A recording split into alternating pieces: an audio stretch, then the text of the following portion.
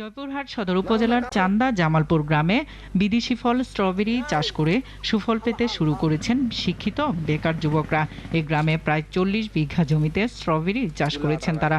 প্রতি বিঘা জমিতে 90,000 থেকে 1 লাখ টাকার মতো খরচ পড়লেও দ্বিগুণ লাভের আশা করছেন তারা। এই স্ট্রবেরি জেলার চাহিদা মিটিয়ে প্রতিদিন চলে যাচ্ছে রাজধানী ঢাকা সহ বিভিন্ন স্থানে। এই ফলটা ঢাকা সহ বিভিন্ন জেলায় যাচ্ছে। যোগাযোগের ব্যবস্থার কারণে অন্যান্য বিভাগে শহরে পাঠাতে একটু সমস্যা আমাদের হয়। দাম ভালো পাই আর এটা লাভজনক ফসল। এখানকার আবহাওয়া স্ট্রবেরি চাষের উপযোগী জানিয়ে কৃষি বিভাগ মাঠ পর্যায়ে গিয়ে তদারকি করছে বলে জানান এই কর্মকর্তা। এই ফলটা আসলে অত্যন্ত সুস্বাদু, ভিটামিন সি সমৃদ্ধ, এর মধ্যে আবার ভিটামিন এও আছে, খনিজ পদার্থ আছে এবং এটা লাভজনক ফসল। আমরা এটার সাথে আছি। লাভজনক এই স্ট্রবেরি চাষ বাড়াতে সরকারি বেসরকারি সহায়তার দাবি চাষি সহ স্থানীয়দের।